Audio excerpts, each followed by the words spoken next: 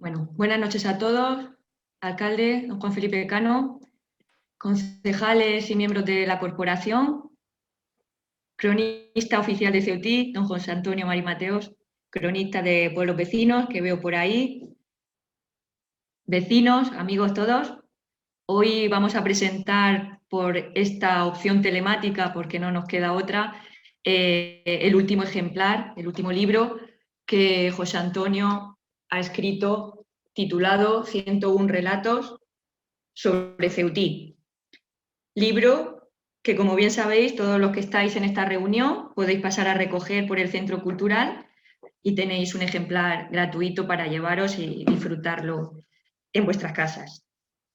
Este libro, que yo ya he tenido la oportunidad de leerlo, pues habla de historias cortas de nuestro pueblo. Es un recopilatorio de textos de índole social, cultural, política, sanitaria incluso, meteorológica, muy acorde en paralelo a los tiempos que nos está tocando vivir a los vecinos de nuestro pueblo ahora, y que invita a una lectura muy agradable. Yo no me voy a alargar más, hay gente aquí que tiene cosas más interesantes que decir que yo, y le voy a dar sin más dilación paso a Susi, a María Asunción López, perdona, no me sale de otra manera, que ha escrito el prólogo de este libro. Cuando tú quieras, activa tu micro, Susi, y tienes la palabra.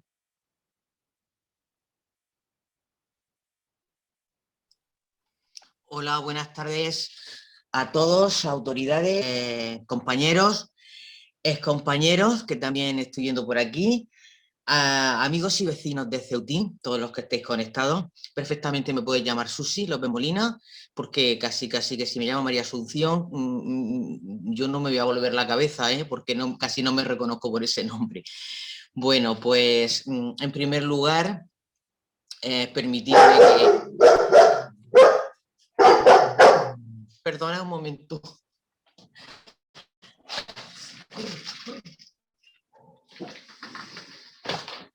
Vale, compañía. Permitidme que comience esta introducción, esta pequeña introducción, que yo tampoco quiero hablar mucho porque evidentemente José Antonio es el que nos tiene cosas mucho más interesantes que decirnos. Pues mostrando mi más sincero agradecimiento a José Antonio.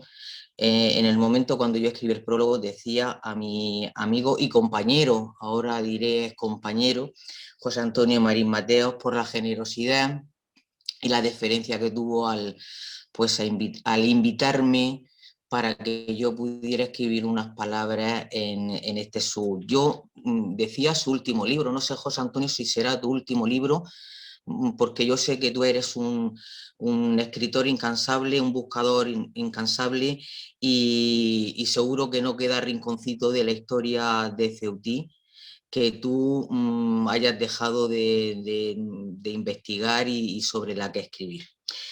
Es cierto que José Antonio ha sido siempre una persona, bueno, aparte de por su profesión como profesor, como historiador, una persona infatigable, incansable en esa labor de búsqueda, y ha intentado siempre arrojar luz sobre cualquier historia, anécdota, costumbre de nuestro pueblo. Esta labor, la importante labor, o tu importante labor como urbanista, no es solo la de ofrecernos unas historias, unas anécdotas, sino que con esa labor tuya de cronista lo que haces es que esas historias permanezcan en el tiempo y se perpetúen, porque es cierto que la historia existe, pero la historia hay que escribirla.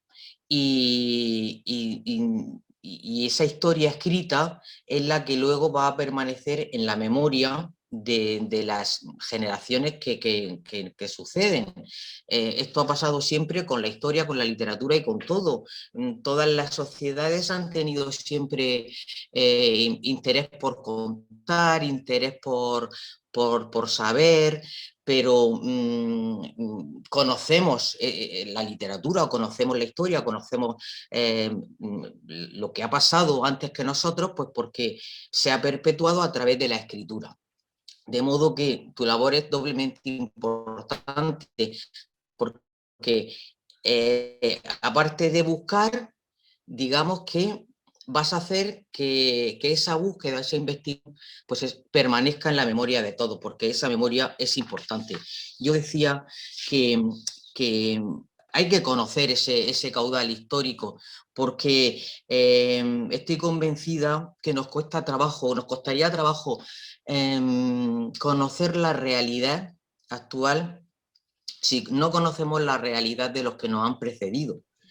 Y yo creo que conocer la historia de las personas pues, que han vivido en Ceutí, que han desarrollado su actividad en Ceutí, que al final pues, son nuestros vecinos, nuestros abuelos, nuestros antepasados. Conocer esa realidad nos ayuda a explicar la nuestra, nos ayuda sin duda a que seamos personas más tolerantes, más plurales y más solidarios. Y yo sé que tú vas a hablar, por ejemplo, después quizás de nuestros antepasados musulmanes, que es un tema que a José Antonio pues, le motiva y le gusta mucho, ¿no? Yo creo que esa manera de conocer lo que ha sido previo a nosotros nos va a ayudar a entender lo que es la realidad actual y nos puede hacer ver el futuro de otra manera. Es verdad que el libro se titula 101 relatos sobre Ceutí.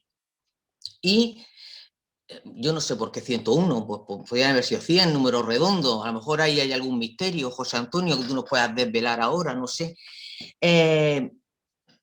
Y si somos curiosos lectores, pues en este libro vamos a encontrar de todo, porque es una mezcla, es una miscelánea, es un libro en el que hay historias sobre personajes, hay historias sobre sucesos, sobre tradiciones, sobre acontecimientos de lo más variado que nos podamos imaginar. Y que yo creo que pueden atraer a lectores de todas las edades, porque los mayores seguramente se verán reflejados en muchas de esas historias o reconocerán ahí a sus padres, a sus abuelos. Y los jóvenes, pues a lo mejor en ellos se despierta ese gusanillo es que pasó esto en mi pueblo, o yo desconocía que en mi pueblo, pues mis antecedentes fueron de este tipo, o hubo una academia de enseñanza, ¿no? No sé, yo creo que puede despertar esa curiosidad. Porque, bueno, porque lo que entendemos como presente, pues yo creo que no se puede entender sin lo que ha sido el pasado. Y un pueblo que vive, una frase que quería recordar a todos, quería dejar constancia aquí, un pueblo que vive en el presente, dejando en el olvido su pasado, yo creo que es un pueblo que hipoteca su futuro, porque va a ser un pueblo menos justo. Entonces yo creo que no perder de vista esa memoria, yo creo que es siempre interesante en todos los ámbitos de la vida. ¿Qué tipo de historias nos podemos encontrar aquí? Pues yo he resaltado en el prólogo algunas de las que a mí me habían llamado la atención. Por ejemplo, historias relacionadas con nuestros orígenes musulmanes, interesantísimas. Historias del funcionamiento de las primeras instituciones locales. O asociaciones locales, como por ejemplo la Junta de Hacendados, la Hermandad de las Benditas Ánimas, que me llamó muchísimo la atención. Historias sobre la vida cotidiana de los ceutienses, que son verdaderos documentos antropológicos. Por ejemplo, el ajuar de la novia, el baile de los inocentes, muy curioso. Podemos comprobar, por ejemplo, cómo ha cambiado nuestro pueblo en siglo y medio, 2 siglos. Me llamó muchísimo la atención que, por ejemplo, en 1876 Ceutí tenía 25 faroles. que no eran farolas, que eran faroles. Y bueno, pues ahora vemos el Ceutí que hoy día tenemos, ¿no? O la historia de los bandoleros en Ceutí del siglo XIX, también muy curiosa. Muy entrañables para mí han sido, por ejemplo, las historias relacionadas con la enseñanza y la cultura, cuando habla de los primeros maestros de Ceutí, cuando habla por ejemplo, los maestros de primeras letras, la Academia de Ceutí, que es una academia en Ceutí a la que fueron muchísimas personas que se han formado primero en esa academia y que fueron quizás los primeros estudiantes, por así decirlo, que hicieron estudios universitarios posteriormente, ¿no? Porque son testimonios muy humanos, porque muestra los esfuerzos de un pueblo, esos artículos, esas crónicas, esos escritos, los esfuerzos de un pueblo por formarse y por apostar por la cultura desde antaño, o sea, desde hace muchísimos años. En fin, 101 relatos, 101 historias, y yo creo que puede haber historias para todos los gustos, vías de escape para el recuerdo, vías de escape para la añoranza. En definitiva, yo creo que es una mezcla de disfrute, de anécdota, de información, de documento, que hay una mezcla de todo, en el que van a convivir el pasado con el presente y que yo creo que esas historias, pues desde que están escritas, como palabra escrita, pues van a formar parte de nuestra, digamos, memoria colectiva, vamos a llamarlo así. Y yo creo que podemos disfrutar todos con ella. Siempre habrá una historia que nos llame la atención. No tengo nada más que decir, porque José Antonio pues seguro que nos va a contar muchas de estas curiosidades, o cómo se gestó el libro, o por qué son 101 relatos y no 100 relatos, o 110, no sé. En fin, gracias de nuevo por la invitación, saludos a todos y José Antonio, y enhorabuena.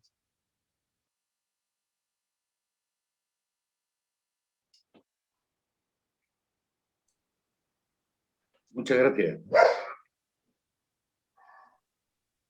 Yo estoy ahí.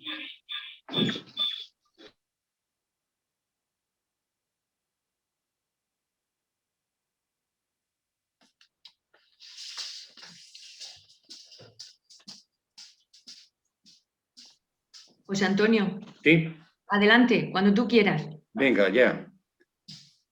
Buenas noches, señor alcalde, señora concejala, estimada compañera Susi, autoridades, familiares, amigos, vecinos y vecinas de Ceutí, agradecerles su presencia a través de Internet en la presentación de este libro que yo he titulado 101 relatos sobre Ceutí. Quiero agradecer en primer lugar al excelentísimo Ayuntamiento de Ceutí y en su nombre a nuestro alcalde Juan Felipe Cano y a nuestra concejala María Ángeles Martí por la publicación de este libro que recoge una parte de la historia de Ceutí. Agradecer también a Susi López Molina, amiga y antigua compañera en el Instituto Felipe de Borbón, por el prólogo que ha realizado sobre el libro y por las palabras que ha dicho sobre mí, pues que lógicamente son fruto del aprecio mutuo que ambos nos profesamos. También quiero agradecer a Ángel Mateo Sandoval, amigo y pintor de las Torres de Cotillas, por realizar de una forma tan bonita, tan maravillosa, la portada y también la contraportada del libro, las dos cosas, y ha hecho también diferentes dibujos sobre los relatos que vienen en el libro, unos dibujos hechos a plumilla que son preciosos.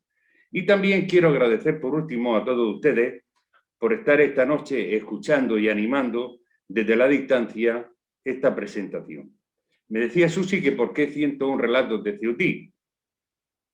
Y tengo que decir que podían haber sido 96, 92 o 118. Pero me gustó el número 101, quizás por ser capicúa y por aquello de los 101 dálmatas. Pero lo cierto y verdad es que son el fruto recogido a lo largo de muchos años de investigación sobre la historia del municipio. Se trata de mostrar a través de estos relatos pues, un conocimiento del municipio que va desde los orígenes musulmanes de Ceutí hasta prácticamente nuestros días. Ya saben ustedes que a partir del siglo VIII, en que los árabes se apoderan de la península ibérica, Ceutí pasa a ser una pequeña alquería. Una alquería es una aldea con muy poca población, eso sí, poblada de musulmanes, y es muy probable, casi seguro, que las primeras familias que se asentaron aquí en el municipio de Ceutí procedieran de Ceuta, de ahí que en los documentos antiguos pues nos encontramos que viene ya el nombre de Ceptí.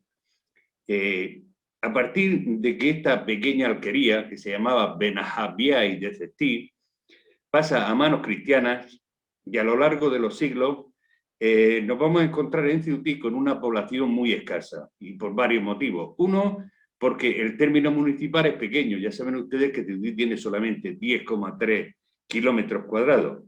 Y también porque va a estar expuesta a permanentes peligros. Por un lado, luchas nobiliarias, periodos de guerra civil, ataques de los musulmanes granadinos. Todo esto va a mantener en vilo a la población de Ceutí, y a todo esto hay que añadir pues, los agobios económicos por las cargas tributarias que le tienen puestos los señores. La gente de Ceutí vive de la agricultura, cultivan sobre todo trigo, cebada, esparto, lino, cereales, legumbres, también viñedos, morera y más tardíamente arroz. El arroz es una cosa curiosa, porque empezó a plantarse en lo que es la huerta de Murcia, pero ahí se prohibió su cultivo y el arroz siguió como los salmones, río arriba. Por lo cual llegó aquí a la zona nuestra de Ceutí, El Orquí, Molina, pero debido a que el arroz tiene que tener agua empantanada, ahí anidaban los mosquitos y las epidemias de paludismo estaban a la orden del día. Por lo cual el rey prohibió el cultivo del arroz a 13 leguas de Murcia, por lo cual dejó de cultivarse aquí en la zona y entonces se empezó a cultivar en lo que ahora mismo es la zona de Calasparra. También tenían ganado de ovejas y de cabras y también animales de carga, especialmente mulas, que las dedicaban al trabajo del campo y a la arriería. Decir que en estos momentos los musulmanes son más dueños del campo que los cristianos. De ahí que ellos puedan dedicarse a esta actividad sin prácticamente seguros y con sus mulas y con su aparejo, los musulmanes de Murcia, Ceutí, Lorquí, Alguazas, pues son los que se dedican al tráfico de mercancías por la cuenca del Segura. En esta época del siglo XIV, Ceutí estaba gobernada como los municipios cercanos, como Lorquí o Ceutí, las Torres de Cotilla, Archena, por una aljama en la que predicaba o era el que dictaba las órdenes, el alfaquí. El alfaquí es como dijéramos el cura en los cristianos. Por eso prácticamente en la totalidad de los habitantes, por leyes, por uso y por costumbre, eran musulmanes. Una vez que los reyes católicos se apoderan del reino de Granada en 1492, parece que hay una mejora económica para los musulmanes de la región y por supuesto también para los de Ceutí. Pero esto va a durar muy poco, esta bonanza económica va a durar muy poco, porque los moriscos granadinos se van a sublevar. En 1499, precisamente el día de Nochebuena, es cuando se sublevan. Y dirán ustedes, ¿y por qué? Pues porque los cristianos no cumplían con lo que habían pactado con los cristianos.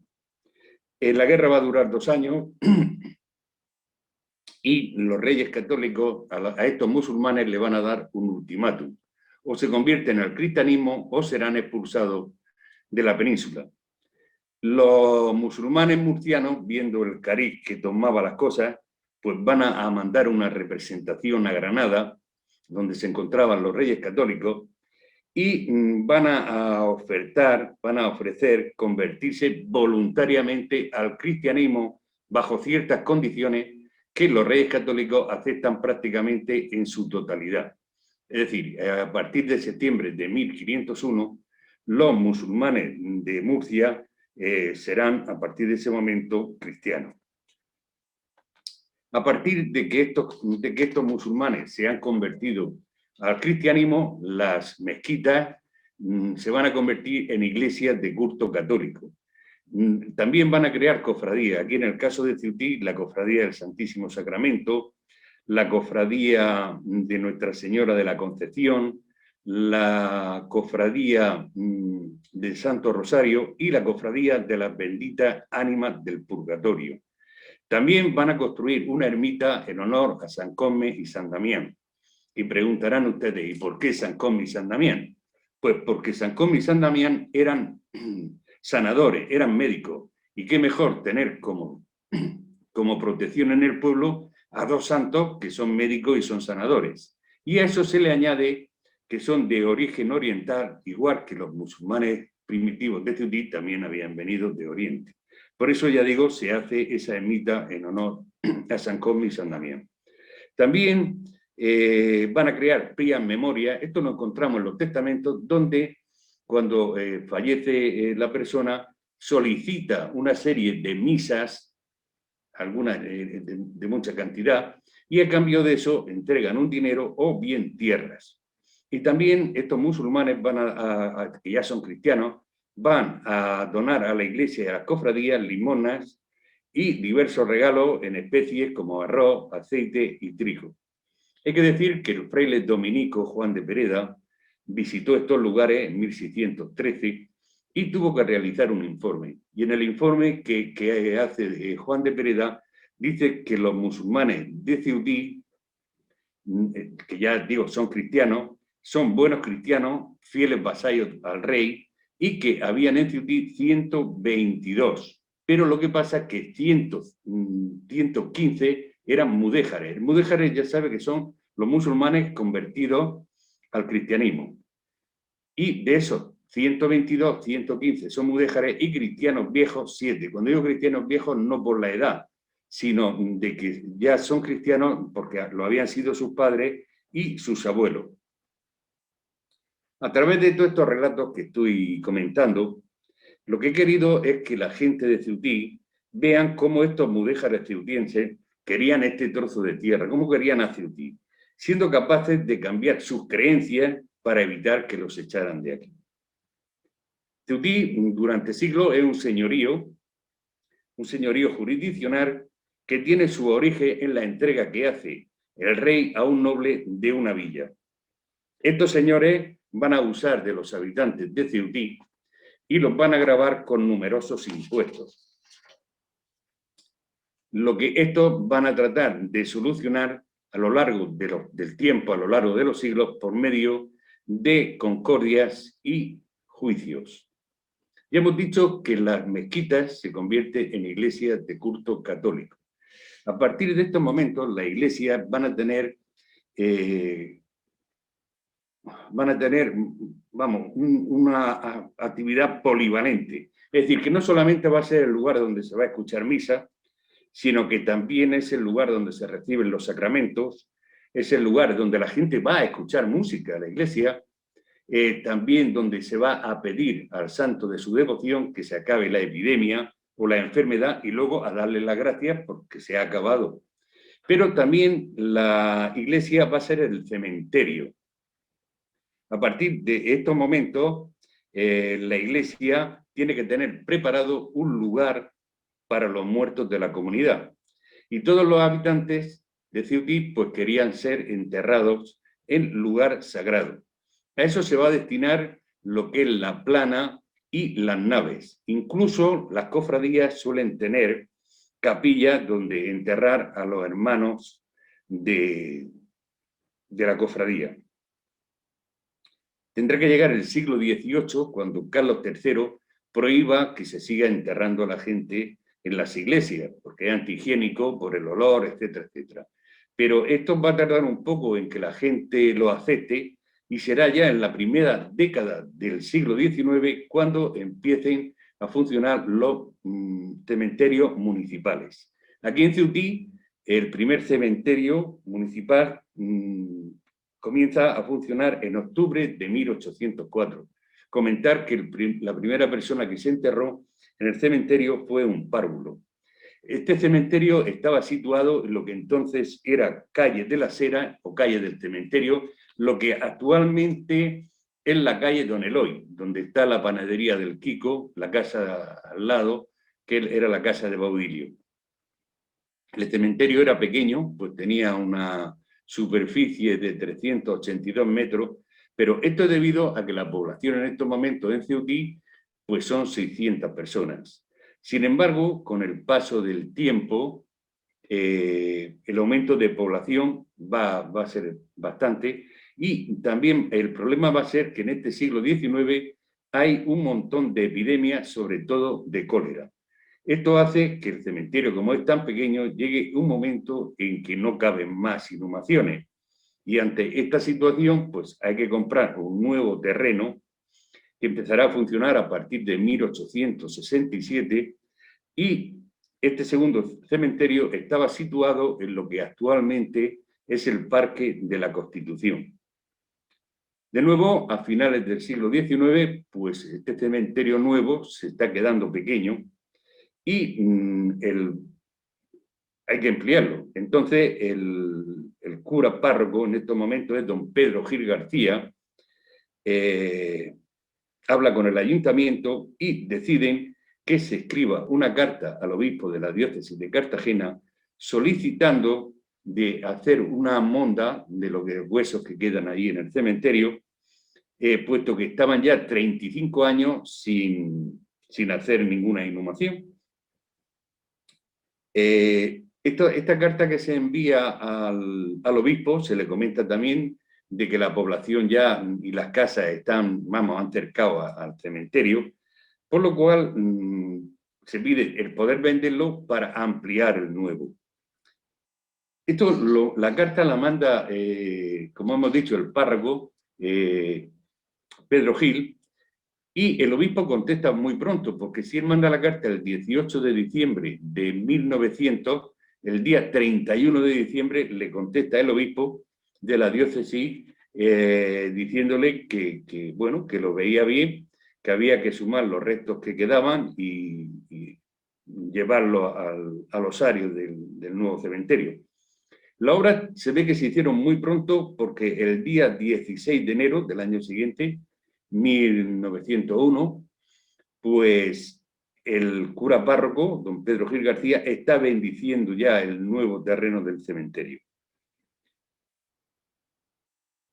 En febrero, o sea, al mes siguiente, don Pedro Gil, y utilizando las facultades que le había dado el obispo, pues hace un escrito de compraventa a nombre de Blas Ayala Pérez, vecino de Ceutí, y se lo vende por la cantidad de 300 pesetas. Llegamos a mediados del siglo XX y ya de nuevo el cementerio se había quedado pues, enterrado por las nuevas casas que se han hecho en Ceutí. De ahí que en 1958 doña María Luisa Guirao Almanza, que estaba casada con don José Virgilio Quintanilla, ofrece gratuitamente al ayuntamiento, en concepto de donación voluntaria, unos terrenos para que construya el cementerio municipal.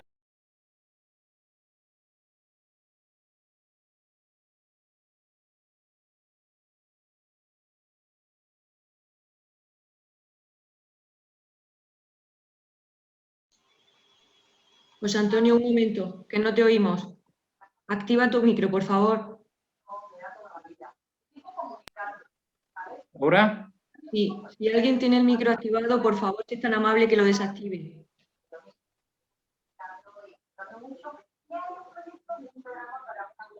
Es que hay alguien hablando.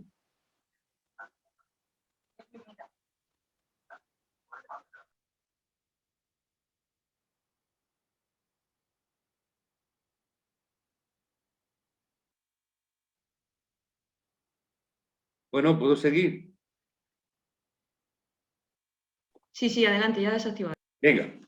Estaba diciendo que esta familia de María Luisa Guirao Almansa y de José Virgilio Quintanilla, pues donan al Ayuntamiento de Ceutí una parcela en el pago de la Cañada de la Higuera de tamaño de 12 taullas y es lo que es el actual cementerio que tenemos.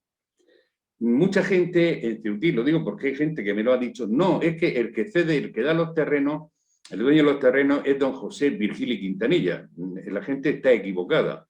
Las tierras que esta familia dona al ayuntamiento, por ejemplo, para hacer la ermita, para hacer la graduada Ángel Guirao Girada, etc., eran terrenos de María Luisa Guirao Almansa, no de don José Virgilio Quintanilla. Don José Virgilio Quintanilla no tenía ni una taúlla aquí en Ceutí. Lo que pasa es que en esa época, pues el marido era el testaferro, era el que dirigía el cotarro. Ahí estamos ahí con bueno. totalmente la novedad, Bueno, sigo. Comentar también que en Ceutí se han nombrado hijos adoptivos e hijos predilectos del pueblo. En el siglo XIX, Ceutí nombra a dos personas como hijos adoptivos del pueblo. El primero es don Enrique Clavijo Navarro en 1876. Los Clavijos en el siglo XIX tenían numerosas tierras aquí en Ceutí y varias casas, y de hecho solían venir en el verano de vacaciones a una de estas casas que estaba situada junto al instituto, que esa casa la han tirado, es decir, que ya no existe. Este señor, ya digo, lo nombran hijo adoptivo de Ceutí. Y el siguiente personaje es don Trinitario Ruiz Catepón. Este señor era ministro de Gracia y Justicia y era muy amigo de la familia Clavijo, estaban emparentados y aparte de eso, cuando él venía a Murcia, descansaba en la casa de los Clavijos. Este Trinitario Ruiz Catepón va a aprobar la petición que se había hecho por parte de Ceutí para ampliar y arreglar lo que es la iglesia de Santa María Magdalena. Aprueba, autoriza ese arreglo y esa ampliación, y entonces el Ayuntamiento de Ceutí, en prueba de agradecimiento, lo va a nombrar hijo adoptivo de Ceutí, y también a la calle más importante de Ceutí en ese momento, que es la calle Mayor. Ya saben ustedes que la calle Mayor en un pueblo es la calle principal. Le va a poner el nombre de Ruiz Catepón. Ya saben ustedes que es la calle que va pues desde la acequia hasta las cuatro esquinas. En el siglo XX no se nombra ningún hijo adoptivo de Ceutí y tenemos que llegar al siglo XXI, al año 2003, y en el Centro Cultural el consejero de Educación y Cultura, Fernando de la Cierva, va a darle el título a Antonio Campillo, el escultor Antonio Campillo, como hijo adoptivo de Ceutí, y también se le entrega el escudo de oro del municipio. En el año 2016, el Pleno del Ayuntamiento de Ceutí otorgaba el título de hijo predilecto, era la primera vez que se hacía, pero a título póstumo, al sacerdote de Ceutí, Ramón Jara Gil, conocido por todos nosotros como Ramonico. En el 2018, en el Centro Cultural, se entregaba a la familia el mencionado título. Y también en el año 2016 se otorgaba el título de hijo adoptivo de Ceutí a Jesús Caballero Marín, que fue antiguo párroco de la iglesia de Santa María Magdalena. Algunas personas también dejaron su huella aquí en Ceutí, personajes del siglo XVIII como don Pascual Lozano Vicente. Don Pascual Lozano Vicente era de Ceutí, era presbítero, abogado de los Reales Consejos en Murcia y fue un verdadero mecenas para Ceutí. Decir que pagó a los maestros de primeras letras en el siglo XVIII y creó 7 capellanías en honor al Cristo de la Esperanza. El Cristo de la Esperanza es el que nosotros conocemos como Cristo yacente. Y en palabras de don Pascual Lozano, decía que ese cariño que él le tenía al Cristo de la Esperanza ya venía de sus padres y de sus abuelos. Estoy contando esto porque hay gente que dice que ese Cristo yacente, ese Cristo de la Esperanza, es de Salcillo. Salcillo es del siglo XVIII. Y don Pascual Lozano es también del siglo XVIII, pero si echamos marcha atrás, por lo que él cuenta de sus padres y de sus abuelos, este Cristo es del siglo XVII, es decir, por lo cual no puede ser de Salcillo. Otra de las personas que hablamos en el libro es Gregorio Deu e Isamat. Este señor era un republicano catalán, nacido en Olot, en Gerona, 1820, y va a llegar aquí a Ceutí con 33 años. No sabemos por qué aparece aquí en Ceutí, porque era un hombre culto, podía haber sido a Murcia, pero se queda aquí en Ceutí, compra numerosas tierras y sobre él se han tejido numerosas leyendas. Y lo mismo que un día apareció por Ceutí, se marchó y falleció en Madrid a la edad de 77 años.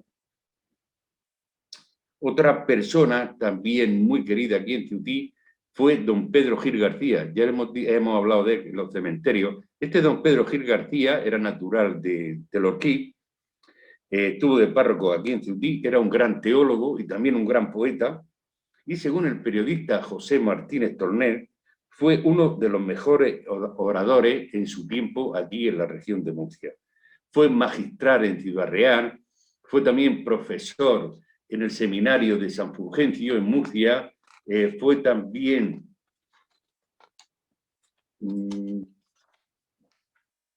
comisario de la Virgen de Nuestra Señora de la Fuensanta, y este Pedro Gil García murió en 1938 durante la Guerra Civil.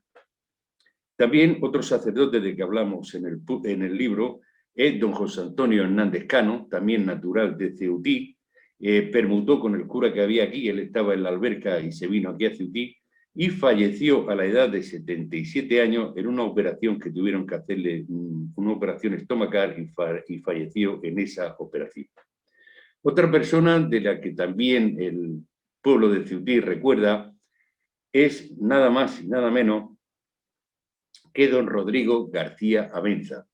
Natural de Lorquí, vino a dirigir la banda de música de Ceutí y después de muchos ensayos hizo una gran banda y pasearon su arte pues no solamente por Murcia, sino que fueron también a actuar a Cataluña, a Sabadell, a la Rambla, etc.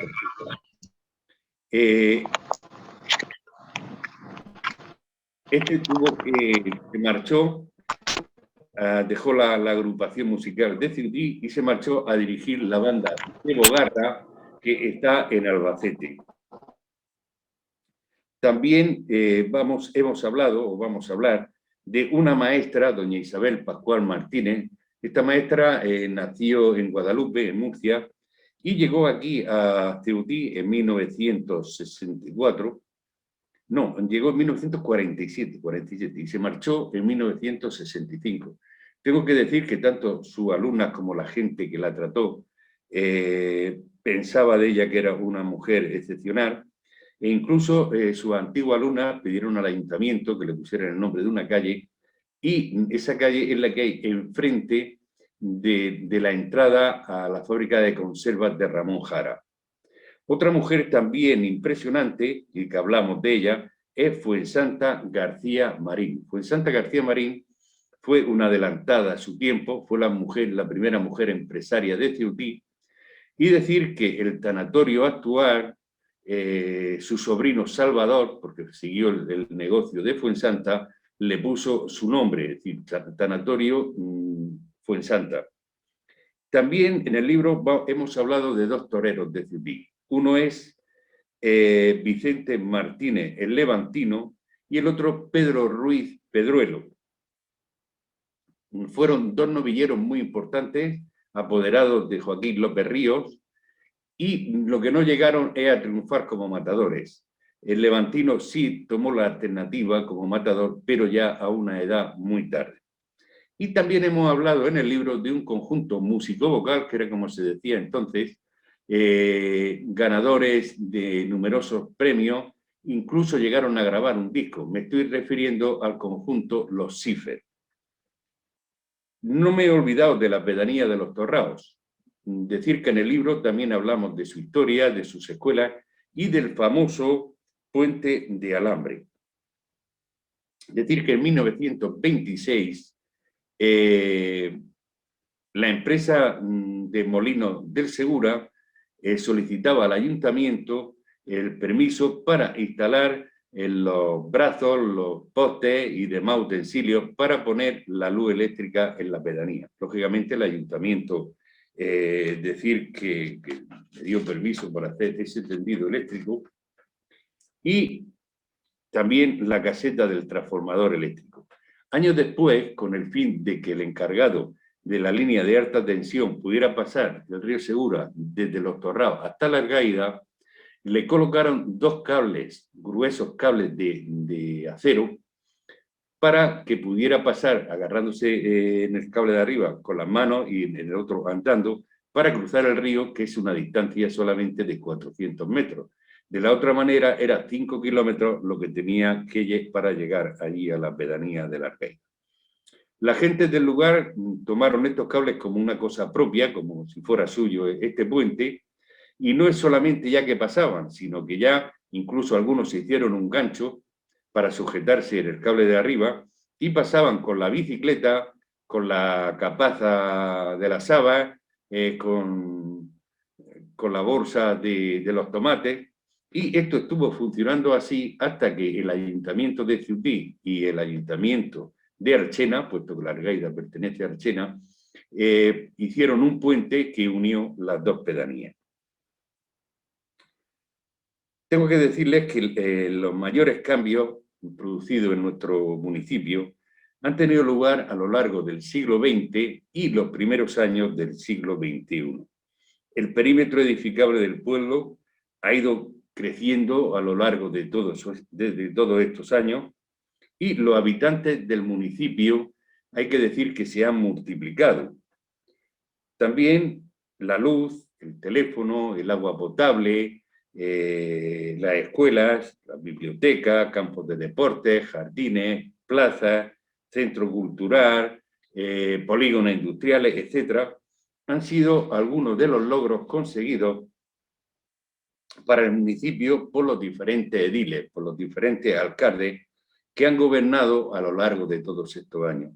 Pero hay que destacar, sin duda alguna, en esta tarea de modernizar Ceutí, a Manuel Hurtado García, que a lo largo de su dilatada carrera como alcalde del municipio ha sido el que más logros ha conseguido.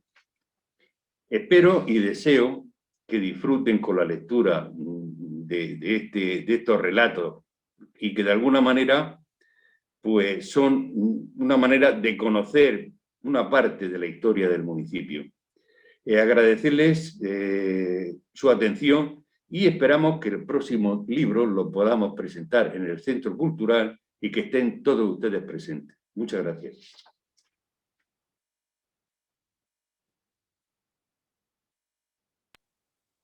Muchas gracias a ti, José Antonio. Bueno, como se suele hacer en estas videollamadas, como no podemos aplaudir, te hacemos todos así por esa brillante exposición. Muchas gracias.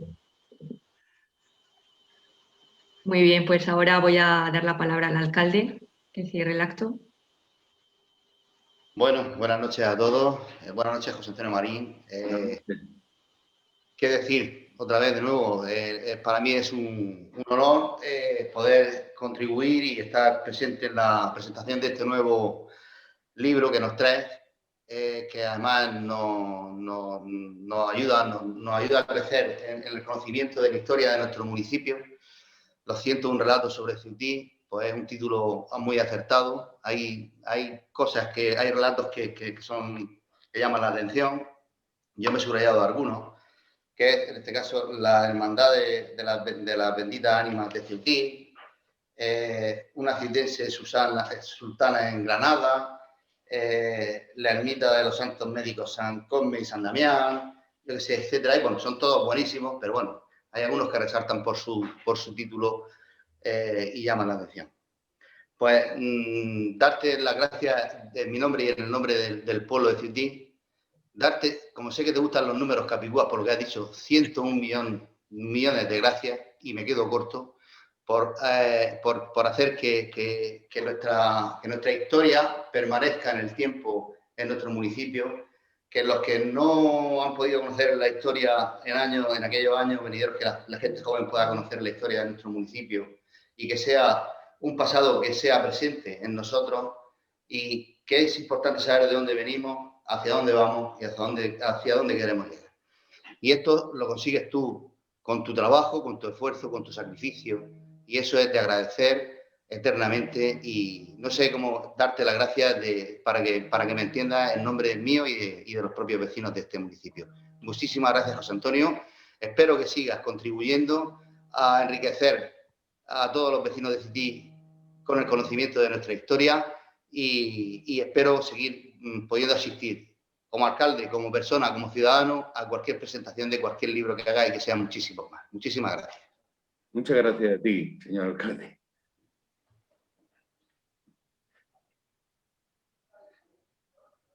Bueno, te están poniendo en el chat felicitaciones de todos los participantes.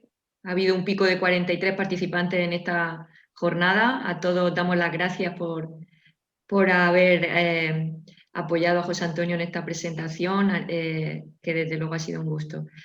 Recordad simplemente que podéis pasar por el Centro Cultural, recoger el ejemplar. Si alguien tuviera algún problema se le puede enviar por correo. Y ya las firmas, pues será el propio José Antonio en petit comité, cuando él lo considere oportuno, dedicar los ejemplares. Ahí lo dejamos en su mano. Muchas gracias a todos. Gracias, José Antonio, y buenas noches.